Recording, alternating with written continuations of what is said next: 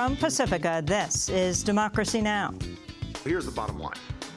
Patients can beat this disease, and we can beat this disease. But we have to stay vigilant. We have to work together at every level, federal, state, and local. And we have to keep leading the global response, because the best way to stop this disease, the best way to keep Americans safe, is to stop it at its source in West Africa.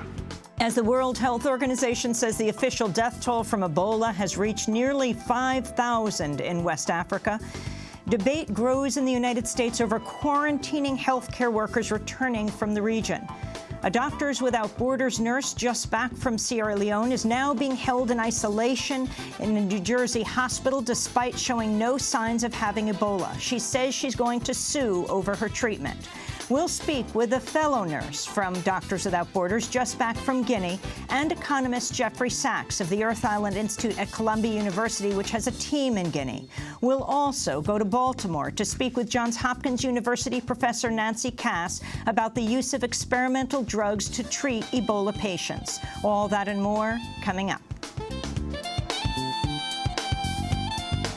Welcome to Democracy Now!, democracynow.org, the War and Peace Report. I'm Amy Goodman. The governors of New York and New Jersey are facing federal pressure to reverse new quarantine rules on medical workers returning from West Africa. Under the policy, arriving passengers with a risk of Ebola exposure will be placed in a 21-day quarantine.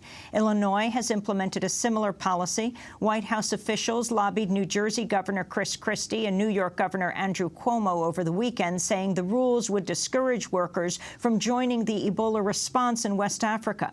On Sunday night, New York Governor Cuomo announced a slight easing of the restrictions, saying the workers can be quarantined at home.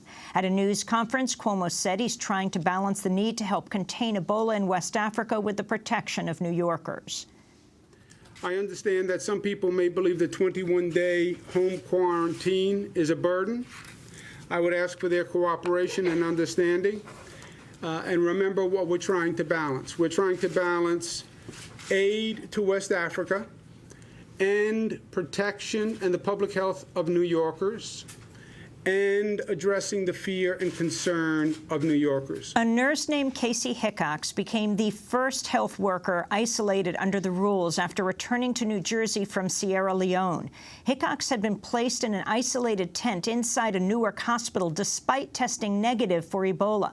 She's threatened to fight her 21-day quarantine in court, saying the order violates her constitutional rights. The World Health Organization says nearly 5,000 people have now died from Ebola out of 10,000 known cases. But the actual death toll may be significantly higher in Guinea, Liberia, and Sierra Leone, the three worst-hit countries. On Sunday, the U.S. ambassador to the United Nations, Samantha Power, kicked off a visit to West Africa in Guinea. I want to say to the Guinean people, on behalf of President Obama, that we stand with you, and we will be with you till the end, until we have ended this horrible epidemic in your country. Together, we can beat this epidemic. We have beaten every Ebola epidemic in history, and we will do so if we dramatically increase our involvement and our engagement. The virus is now threatening Ivory Coast, which shares a border with Guinea and Liberia. The World Health Organization has sent experts to Ivory Coast and Mali to help prepare for a possible outbreak. We'll have more on the Ebola crisis after headlines. Kurdish and Iraqi forces have made gains on the Islamic State with the backing of U.S. airstrikes in Iraq and Syria. The strikes continued over the weekend with dozens of attacks in the cross-border area under ISIS control. The Iraqi military regained control of a town south of Baghdad, while the Kurdish Peshmerga ousted ISIS fighters in the northern town of Zumar. U.S. and British forces have formally ended combat operations in Afghanistan's Helmand province on Sunday. The NATO occupation handed over formal control of Helmand to the Afghan military. British Defense Secretary Michael Fallon said Afghanistan is poised for a more stable future. There is a better chance of a more stable future in Afghanistan because we have a government there of national unity and an army that is supported by the local population that represents all parts of Afghanistan. You don't have the sectarian divide that we've seen in Iraq, and an army that's already proved itself over the last couple of years that it is prepared to tackle the Taliban in some of the more difficult areas of North Helmand, and therefore there is a greater chance that Afghanistan will be more secure. Helmand is the center of Afghanistan's drug trade, housing more than 80% of the poppy growth used for heroin. The New York Times reports the Taliban have never been stronger in Helmand, claiming large areas around government centers and rural districts. The handover comes amidst the deadliest six-month period for Afghan forces since the war began 13 years ago. The handover also marks the end of British combat operations inside Afghanistan, while around 10,000 U.S. forces will remain. In Egypt, 23 pro-democracy activists have been sentenced to 3 years in prison for rallying against the government's anti-protest law. The activists took part in a June demonstration calling for the release of political prisoners and the annulment of a law that only allows government-approved demonstrations. The group includes Yarasalam and Sana Saif, deemed by Amnesty International to be prisoners of conscience. A Palestinian American has been killed in the latest shooting of a young teenager by Israeli forces in the occupied West Bank. The victim, 14-year-old Orwa Hamad, was shot in the head in the village of Silwad. Hundreds of people marched Saturday after his funeral. The killing comes days after a Palestinian man slammed his car into a group of Israelis in Jerusalem, killing an infant and wounding 8 others. That attack followed the running over and killing of a 5-year-old Palestinian girl by an Israeli settler in the West Bank. The Israeli military ruled the death an accident. Brazilian President Dilma Rousseff has won re-election in a very close runoff contest. On Sunday, Rousseff defeated pro-corporate candidate Aécio Neves with just over 51% of the vote. 2 people were killed and 3 severely wounded Friday when a student opened fire at his high school in Washington State. The shooter was identified as 14-year-old Jalen Freiberg, a freshman. He opened fire in the school cafeteria before taking his own life. 1 girl died at the scene while another succumbed to her wounds on Sunday night. 3 others remain hospitalized, 2 of them in critical condition. A female teacher has been credited with preventing more deaths by wrestling the shooter to the ground as he tried to reload. There have been over 75 school shootings since the Newtown massacre that left 26 dead in December of 2012 in Connecticut. Meanwhile, in California, 2 sheriff's deputies were killed and another wounded Friday by a shooter wielding an AR-15 assault rifle. The suspect was arrested after a police chase. New details have emerged on the captivity of several Americans and other Westerners by the Islamic State in Syria. The New York Times reports the hostages were subjected to months of psychological and physical torture. According to freed survivors, the 6 American and British male hostages were subjected to worse abuse because of the militants' political grievances and their government's refusal to negotiate a ransom. The American journalist James Foley was subjected to the worst treatment, undergoing mock executions and repeated waterboarding. Foley was among 4 people, another American and 2 Brits, executed in beheading videos since August. A number of European hostages have been released after their governments paid a ransom. The U.S. says its policy of not paying ransoms ultimately protects more Americans by making them less valuable targets. Amnesty International is calling for an investigation of potential human rights abuses in the police crackdown on protests in Ferguson, Missouri. In a new report, Amnesty says police committed violations in the weeks that followed the killing of unarmed teenager Michael Brown by Officer Darren Wilson. Amnesty researcher Justin Mazzola said the militarized crackdown raises major concerns. They came out in a presence that only served to intimidate. They used tactics such as the use of tear gas, rubber bullets, oftentimes when it probably was not justified concerning what was happening on the ground at that point in time. Then you had local officials imposing policies restricting people's rights to actually go out and protest, whether it was the imposition of a curfew, the imposition of a five-second rule. People had to continue to keep walking, designated assembly areas where there's like a free speech zone within Ferguson, but anywhere else you have to keep walking. And these all go to show that basically there needs to be a national review both of use of force policies as well as policies in policing protests. In a separate report out today, the advocacy group PEN American Center is calling on the Justice Department to investigate a police crackdown on journalists covering the Ferguson protests. PEN says it's compiled more than 50 cases of press freedom violations, culminating the arrest of 21 journalists. And those are some of the headlines. This is Democracy Now!, democracynow.org, The War and Peace Report. I'm Amy Goodman. And I'm Juan Gonzalez. Welcome to all of our listeners and viewers around the country and around the world. The World Health Organization said Saturday nearly 5,000 people have now died from Ebola out of 10,000 known cases. But health officials say the actual death toll may be significantly higher in Guinea, Liberia, and Sierra Leone. But the three worst-hit countries. The virus is now threatening Ivory Coast, which shares a border with Guinea and Liberia. The World Health Organization has sent experts to Ivory Coast and Mali to help prepare for a possible outbreak. On Friday, a 2-year-old toddler in Mali died after contracting the virus in Guinea. Meanwhile, here in the United States, hospital officials say the first Ebola patient in New York, Dr. Craig Spencer, is in serious but stable condition at Bellevue Hospital.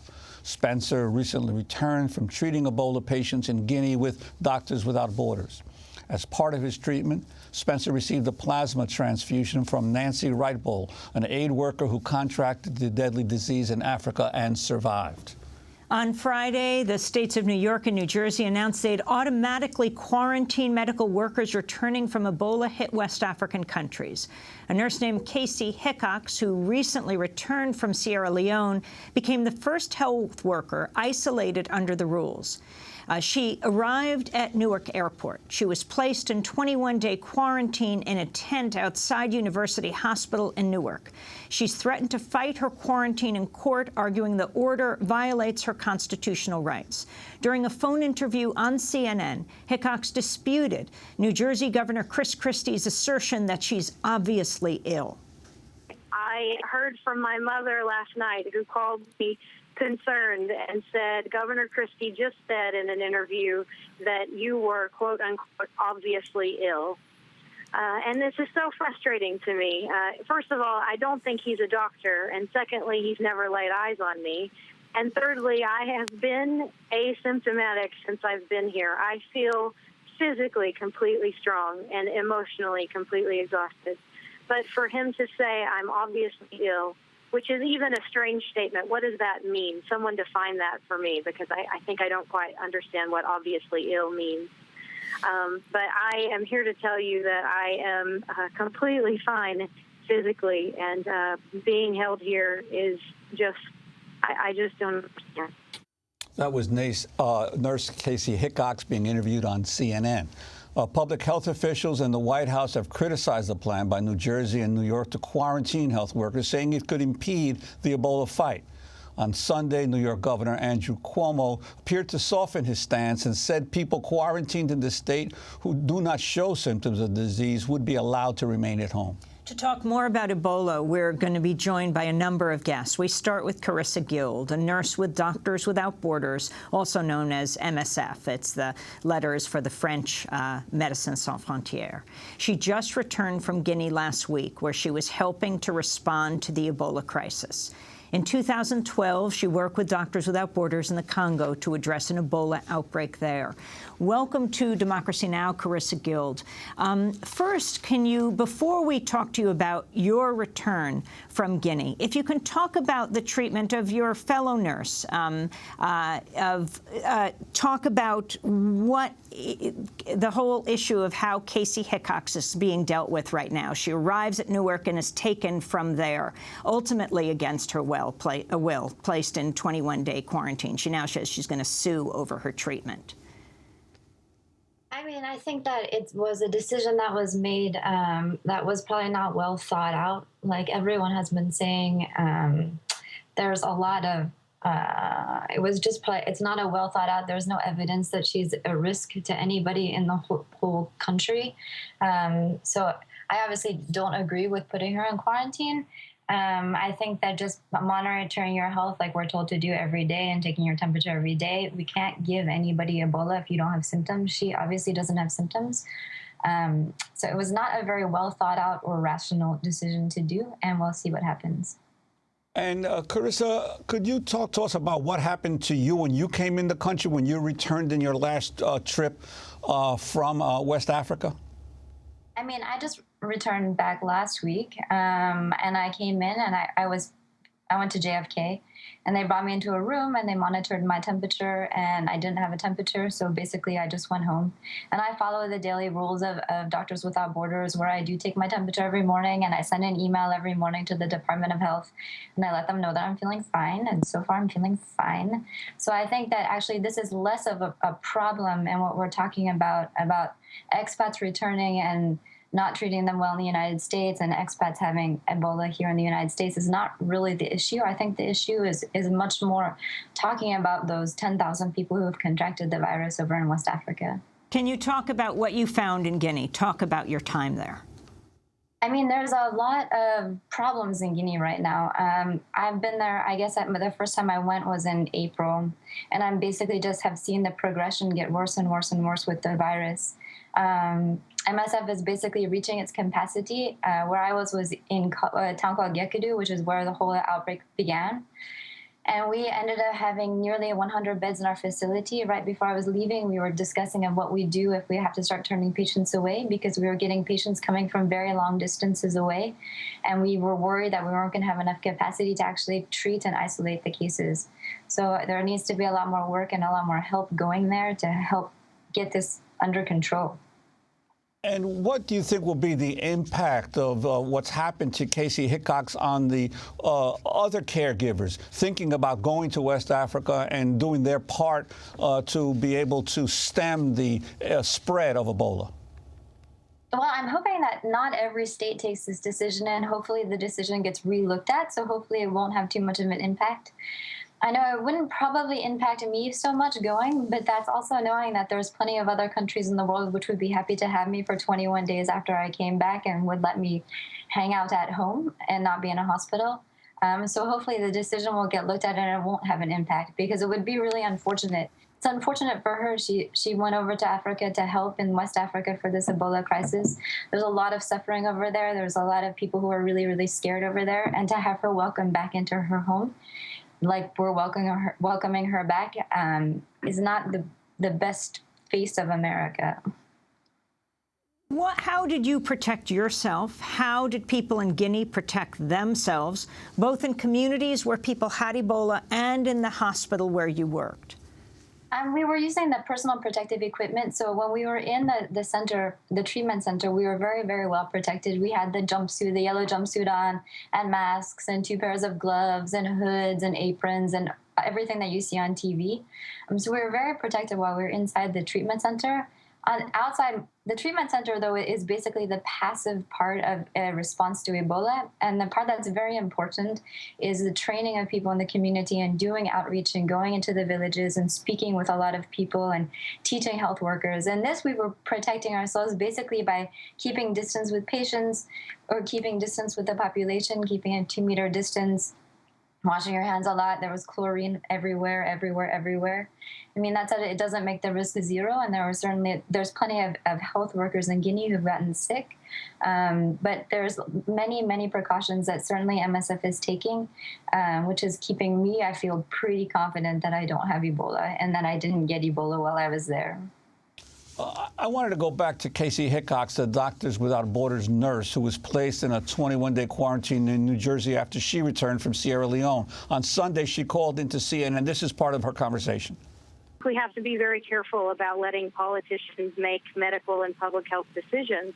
And all of the evidence about Ebola shows that if you are not symptomatic, were not infectious. It's really inhumane. I just came back from one of the most difficult months of my life, and I am completely sympathetic. And no one knows, no one can predict if I will develop Ebola or not in the next 21 days. And most aid workers who come back will not develop Ebola.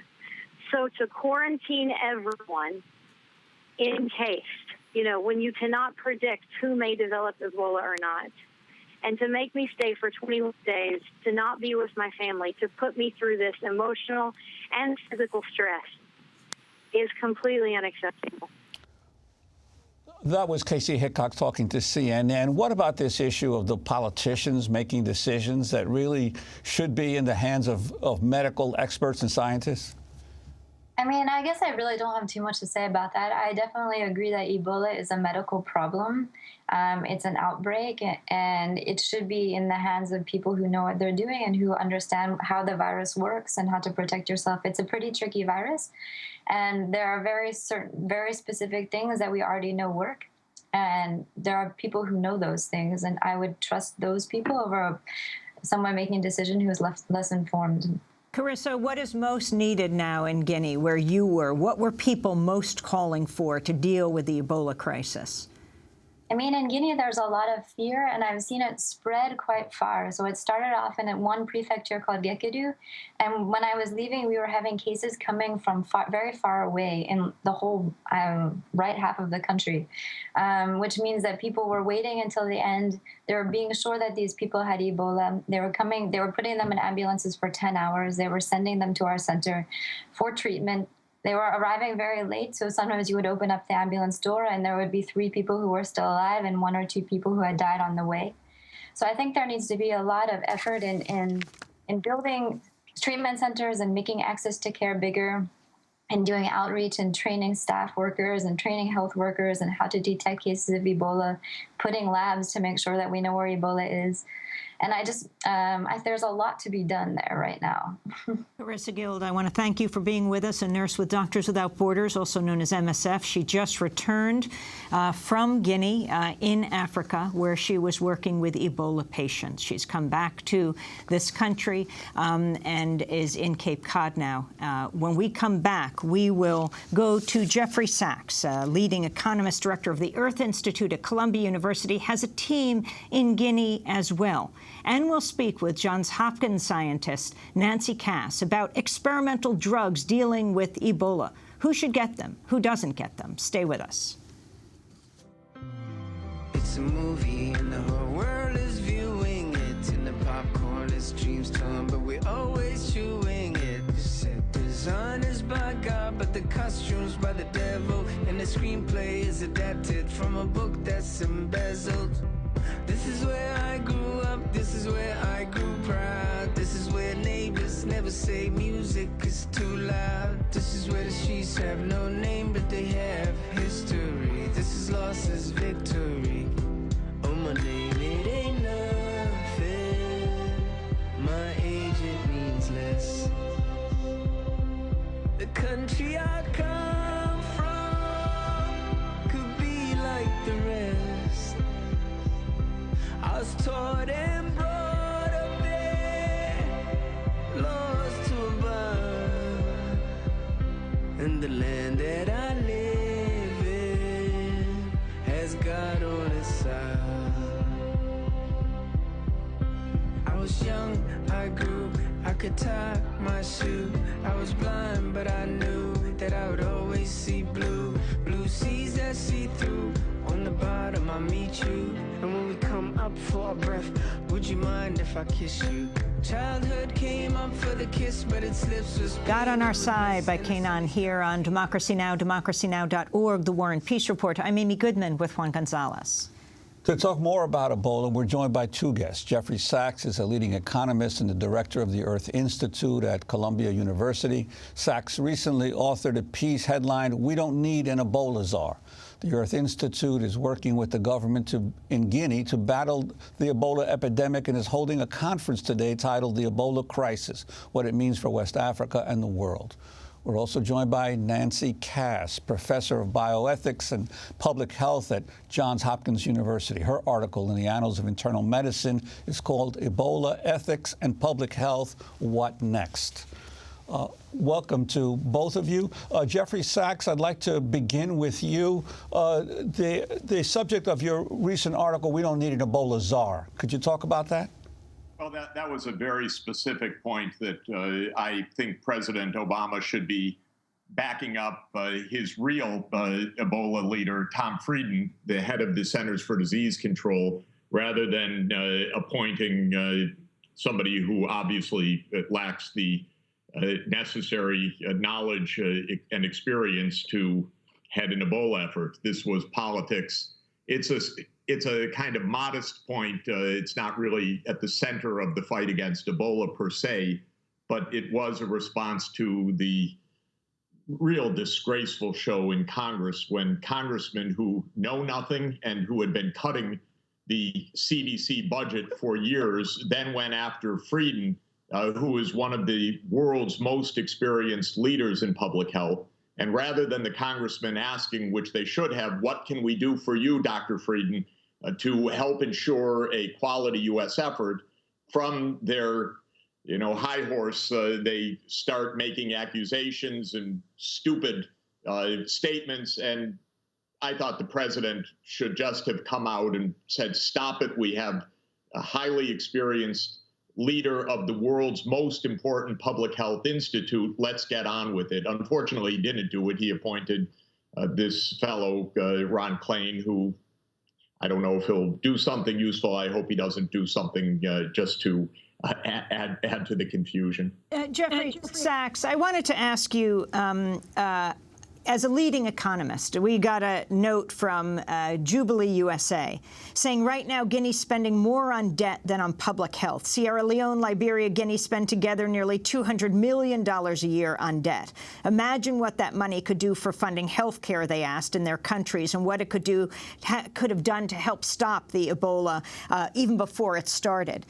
They point out in 2010, the U.S. passed a law supporting debt relief for Haiti after the earthquake.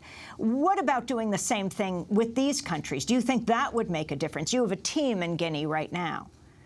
Well, I can tell you a year ago, I tried to raise funds for Liberia for community health workers before the Ebola epidemic had started. And the answer from all of the international agencies is, oh, there's no money here. Anyway, Liberia is not much of a priority. Come back in the next funding cycle and so forth. There is a fundamental principle, both of decency and common sense, which is we should not leave people anywhere in the world bereft of a basic functioning primary health system. And it is clear as day that we do that with hundreds of millions of people, especially in rural sub-Saharan Africa. The attitude here is, well, what difference could it possibly make? Who cares? Which is both shameful from an ethical point of view, but absurd from a practical point of view. This isn't exactly the first epidemic, and it's not going to be the last one we face. And it's a similar region, by the way, where AIDS began some decades ago and spread to the world from the forested regions of West Africa. We are so irresponsible in thinking that somehow it's decent and plausible for impoverished people to have no access to health care. What you heard from the MSF nurse in her wonderful testimony just a moment ago is that the essential question on controlling an epidemic is the ability to identify people who are potentially infected, test them if they are infected, to move them safely to a facility where they can both get care and be isolated so as not to spread the disease to others. This is a logistical problem. It's a resource mobilization problem. It's not the highest science. Maybe the highest science can produce a vaccine or new medicines very quickly, but the basic public health strategy of case identification, testing, isolation, treatment is a workable and will be a successful approach if the resources are mobilized to do this. We're scrambling like nothing because the resources weren't there at all, because the international community did not sound an alarm as Ebola spread, thinking that it would just fade out on its own as it had in earlier epidemics, but instead it was a wildfire. Now it's spreading throughout the region and indeed to other parts of the world. Well, we're also joined by Dr. Nancy Cass, a professor of bioethics and public health at Johns Hopkins University. Professor Cass, what is your reaction as you're hearing of what's going on here in the United States in terms of the treatment of caregivers who come back from West Africa, and also the disparity between federal policy and now some of the local states have adopted their own policies? Thanks for including me in the conversation. Well, I also want to first give kudos to Ms. Guild and people like her who are going. They are really the heroes. And I think sometimes people think that there's no harm in putting this kind of isolation, of quarantine, to people like her when she returns. And I think I want to put out the point pretty forcefully that there are pretty significant harms. Obviously, there are harms to her, and we could hear that through what you played from Ms. Hickox herself. But there is, first of all, some pretty significant messaging that goes out to the American public when an official says the only thing safe to do is keep people locked up in a tent when they arrive. It turns out that's an inaccurate public health message. And what we've known about public health for a long time is that we need to give the public clear and accurate information consistently. This becomes a confusing message because the public health people are saying, take your temperature. If you're symptomatic, we then have to isolate you and give you care quickly. If you're not symptomatic, it's okay. By putting this out, it's a very confusing message to the public. The other concern is that all of our state public health authorities have something that they've had for more than 100 years called the police power. It's a really critically important type of power for public health to have. It allows public health to lock up, to close restaurants when they're dangerous, to lock up animals when they're dangerous, and even in extreme circumstances to confine people if there's a risk. But ethically, we always have to be assuring the public that we will only do that when it's the necessary measure. By using police power when it's not necessary is a very troublesome approach, both to how our government's working and, again, to the public health messaging to the public. Can you talk, Dr. Nancy Cass, about experimental drugs? The anger that has been expressed by many that the two white healthcare workers in Africa brought back here, given an experimental drug, of which there doesn't seem to be any left of, and they survive. And who lives and who dies? Who gets these drugs? Are they actually, did they save their lives? In fact, the drug ZMapp given to others who did die. How do you make decisions about these drugs being available, why they weren't available, why they're in the corporate sphere, made available by corporations and not by governments? Yeah, it's a great question. So I first want to emphasize that we have no idea whether the ZMapp is what saved Kent Brantley's life and Nancy Whiteball's life. They received the best supportive care available. And what we've seen from other people who've been brought back to wealthier countries like the United States is that supportive care is what people really need. People who get sick with Ebola end up vomiting a lot. They end up having diarrhea a lot. They need this supportive care. And we didn't do a trial with them for understandable reasons. And even though they, thankfully, have survived, there's no way to know whether or not the ZMapp or the serum that they got from people who were Ebola survivors were in any way responsible for their recovery. Now, it's a really important question to figure out who gets access to this experimental kind of medicine. It certainly is true that when people like Ms. Hickox or Ms. Guild go off to another country, there are certain commitments that we make to them as sort of the international people who go and come back. We make commitments to give them the best protective equipment that not everybody locally has. We give them commitments that we will fly them back, we will take care of them, we will pay them during their recovery period, and we will give them the best care possible. So the fact that there were certain kinds of privileges given to the first two people who were infected when they brought back is not, to me, necessarily problematic. That's a really different question than how do we figure out whether these experimental drugs work. Certainly right now, the best intervention are all the public health interventions that Dr. Sachs mentioned, but we have to figure out whether the vaccines or the treatments work. And uncomfortable as that may be, we're going to have to be doing that with larger numbers of people, with people who are sick in terms of the treatments. And if it looks like they're not working dramatically well, we're going to have to make some hard decisions about whether to do a randomized trial where some people get the treatments and some people don't. I know that Jeffrey Sachs has to leave. Can you tell us what your team is doing right now in Guinea?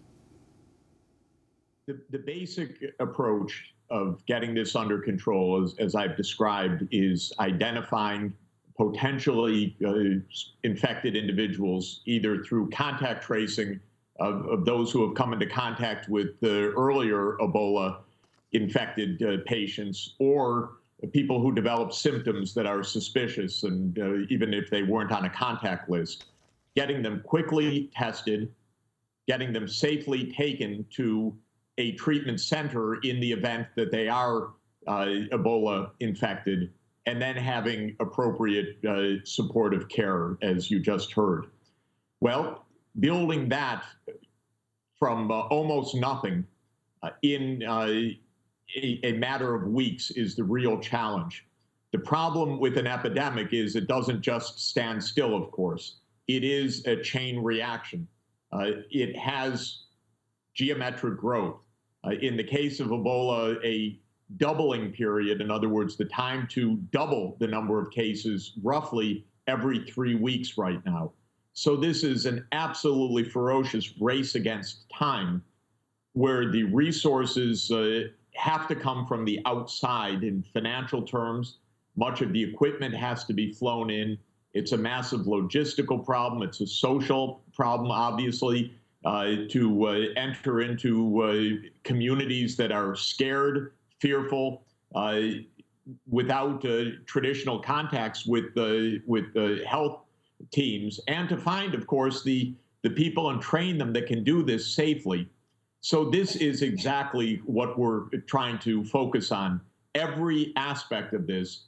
One of the key points that we're quickly trying to bring to bear is information through smartphones carried by frontline workers who can quickly put in information about a new patient, what kind of contact, what the symptoms are, get the information flowing so that there is a logical chain of support, of testing, of transport, of arrival in a clinic, of contact tracing. And we're working round the clock right now with the programmers, developing new Ebola applications, working with MTN and Orange, the phone services, with Ericsson, the telecoms provider, with the president's team, and of course with a bunch of international agencies and with MSF.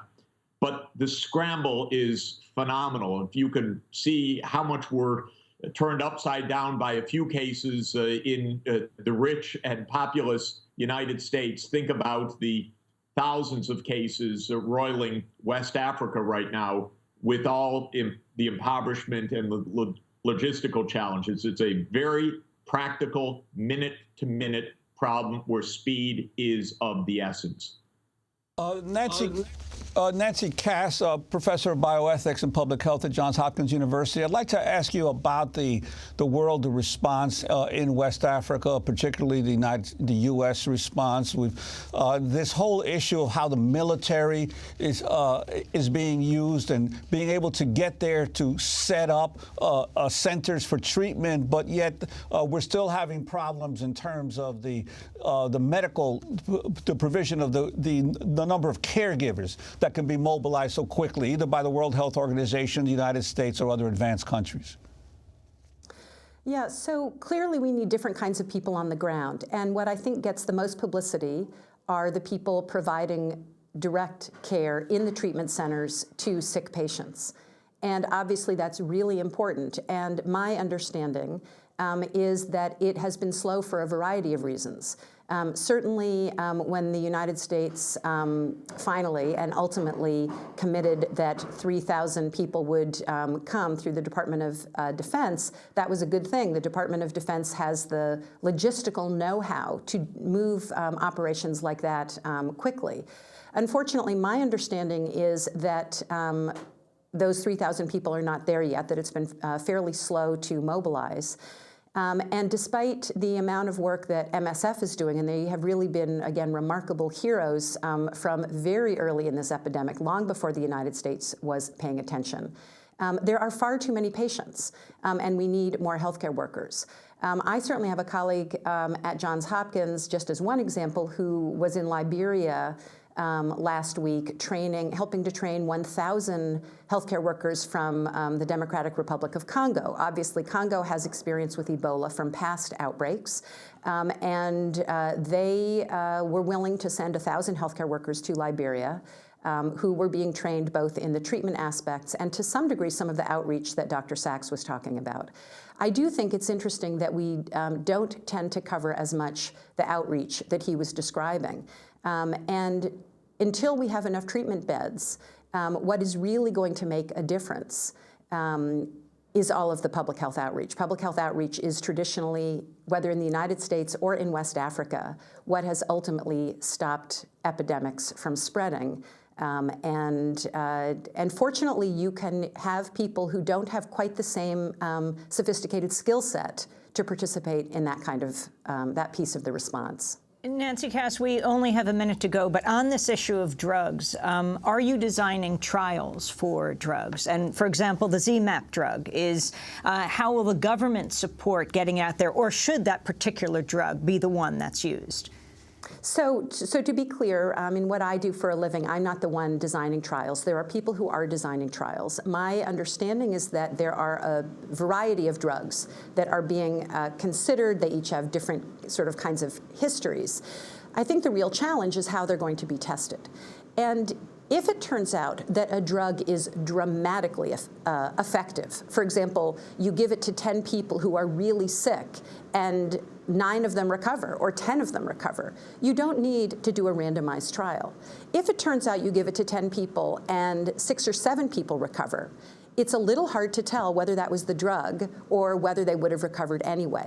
So to some degree, my own view is that you can start to do some initial rollout, give it to everybody. If you see a dramatic result, you go ahead and you're pretty excited, good news. If you don't see a dramatic result, you may need to do what's called a more adaptive design to start to move into some people get it and some people don't. It sounds inhumane, but we're going to know much more quickly whether or not these new drugs work or if they don't. Nancy Cass, we want to thank you for being with us, professor of bioethics and public health at Johns Hopkins University. Her article in the Annals of Internal Medicine, Ebola, Ethics and Public Health, What Next? Also thanks to Jeffrey Sachs, leading economist, director of the Earth Institute at Columbia University. He recently authored the piece headlined, "We Don't Need an Ebola Czar." Earth Institute is working with the government of Guinea to battle the epidemic and is holding a conference today up at Columbia called the Ebola Crisis, What It Means for the West and the World. This is Democracy Now! When we come back, Mumia Abu-Jamal, behind bars, responds to a new law that Pennsylvania has just put into effect. Stay with us. Ebola, Ebola, don't touch your friend, no touching, no eating something dangerous. Ebola, Ebola, don't touch your friend, no kissing, no eating something dangerous. Ebola, Ebola, don't touch your friend, no touching,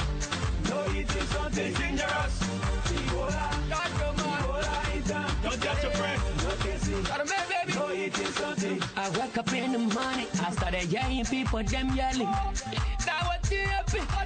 My picking what you? I say what you happy? Yes, Ebola in Town by the Liberian musician Shadow D12 and their friend Cuzzy, written earlier this year to raise awareness about the disease. This is Democracy Now!, democracynow.org, The War and Peace Report. I'm Amy Goodman with Juan Gonzalez. We turn now to Pennsylvania, where Republican Governor Tom Corbett has signed into law a bill critics say will trample the free speech rights of prisoners. The Re-Victimization Relief Act authorizes the censoring of public addresses of prisoners or former offenders if judges agree that allowing them to speak would cause mental anguish to the victims. The measure was introduced after one of the state's most famous prisoners, journalist and former Black Panther Mumia Abu-Jamal, delivered a pre-taped commencement address for graduating students at Vermont's Goddard College earlier this month. The speech was opposed by the widow of Daniel Faulkner, the police officer whom Mumia Abu-Jamal was convicted of killing. The American Civil Liberties Union of Pennsylvania has criticized the new measure, calling it overbroad and vague and unable to pass constitutional muster under the First Amendment. I spoke to Mumia Abu-Jamal on the phone last Wednesday, just after the law was passed. He was speaking to us from SCI Mahanoy in Frackville, Pennsylvania. It's good to be with you. Can you talk about where you are right now? Describe your surroundings as you speak on the phone to us. I am right now, as you hear in the background, in the open area of half of a block on a B block at Mahanoy.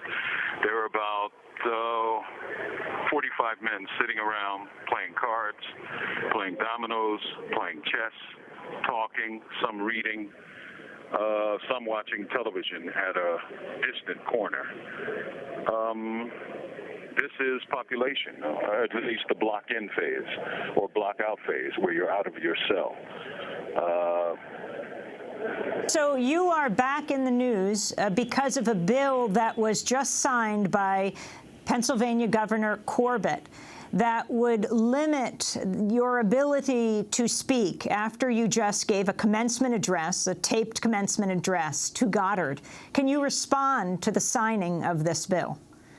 I think it's really quite extraordinary that unconstitutional Tom Corbett, a former Attorney General of the state of Pennsylvania, as governor, would sign into law a law that he knows is unconstitutional. This call is from the State Correctional Institution at Mahanoy and is subject to monitoring and recording. Moreover, as a governor and as an attorney, right, and a member of the bar, he had to take a sworn oath for both offices. And that oath was to protect and defend the constitutions of the Commonwealth of Pennsylvania and the Constitution of the United States of America. By signing that bill into law, he has violated both of his oaths as governor and as an attorney. As I said, he knows what the law is. He knows about Snyder versus Phelps. I'm sure you covered the case of the church that went around to funerals and, let's say, harassed people's families. They were burying their veterans, and they would have signs within earsight and eyesight of the families burying their dead. Went to the Supreme Court because there was a similar law passed against them. And every court they went into found it a violation of the First Amendment, including the United States Supreme Court, which ruled 8-1 that the First Amendment free speech protection shielded these church members from tort liability for intentional infliction of emotional distress. This is something that I know unconstitutional Tom knows about. So it gives you a sense when these officials, these legislators, these governors, these elected officials swear on a Bible to uphold their oath and office and violate it with such freedom. This is what Governor Corbett said in expressing his support for the new law. Law-abiding citizens are entitled to an array of rights, from free travel to free speech, convicted felons in prison because they abused and surrendered their rights. And nobody has a right to continually taunt the victims of their violent crimes in the public square. Your response, Mumia Abu-Jamal. My response is he knows that's ridiculous both in law and in fact. I've never taunted anybody. As you know, as a journalist, I've rarely talked about the events of December 9th, 1981. I've talked about all kinds of other issues. I didn't talk about that when I was at Goddard. Most of the people who voted for this bill, whether they were legislators or senators or the governor themselves, they never heard that speech. I invite them to hear it and then say that madness that Tom said. I called them unconstitutional. Here's proof of that. Again, the United States Supreme Court in Simon & Schuster versus New York Crime Victims Board held the acts of that state agency and the legislation that enabled them unconstitutional.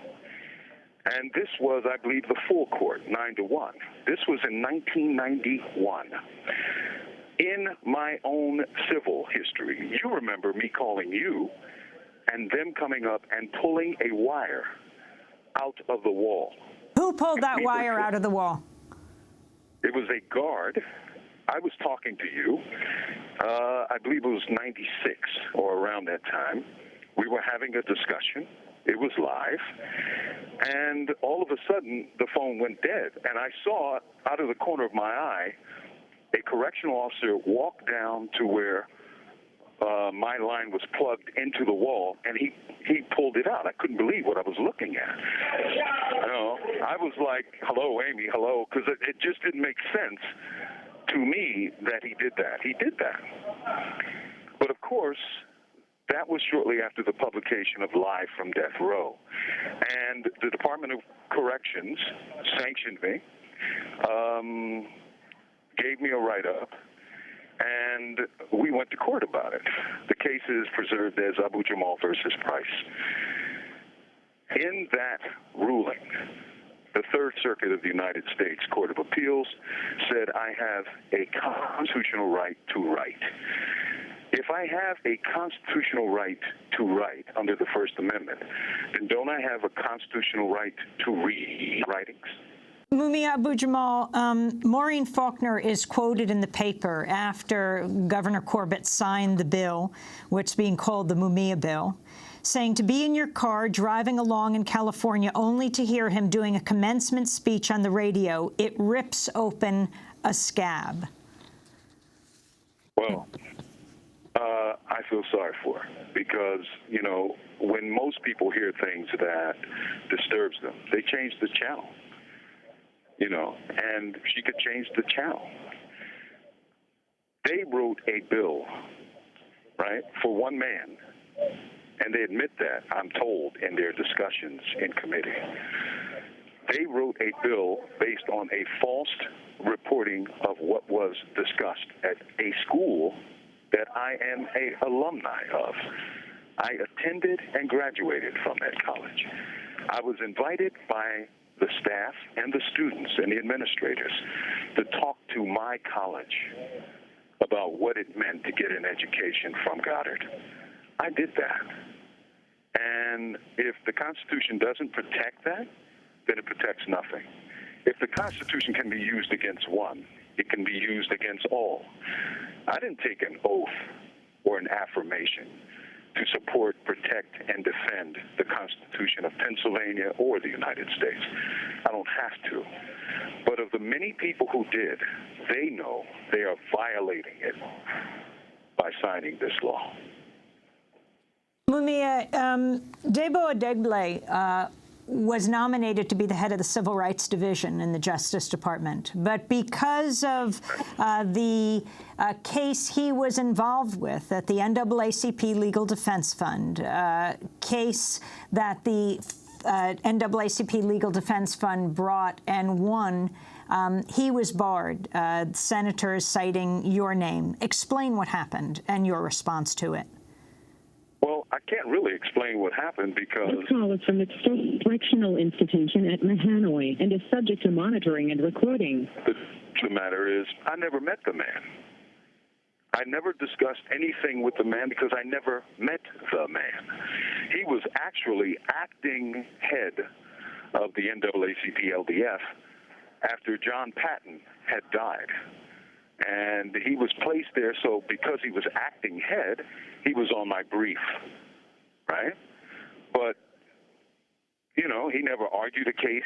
I don't know the man. I saw him in the newspapers. And to be perfectly honest, I didn't recognize his name because, I knew lawyers that I knew. I didn't know him. And I'd never heard the name until it got into the papers. This is a man who had his life shredded because of the money and power of the FOP to buy and intimidate those people to do their bidding and to violate, again, their oaths. You can say he didn't have a constitutional right to become the head of the Civil Rights Division of the Department of Justice, but he was the choice of the president, and I presume he had good reasons to choose him. But to use my case to deny him that opportunity is a tragedy to this man and to his family, and it's based on lies. Again, I never met the man. I don't know who he is other than seeing him on TV or in a newspaper. And, from what I've been told and what I've heard, this was a fine, a distinguished lawyer who came from an impoverished background, fought hard to get to college, fought very hard to get into law school, and devoted his expertise as a lawyer to help people vote and to work for people's civil rights all across the country, Mumia Abu-Jamal, I know we only have a few minutes left before your phone will cut off with the 15-minute limit, but I wanted to ask you about what it's been like to move from death row to the general population. Well, there's not a day go by that I don't think about the brothers and sisters, because there are women in Pennsylvania on death row, the brothers and sisters who are still on death row. And this is so profoundly different from their 24-hour experience that it's hard to connect the two. Let me leave you with this.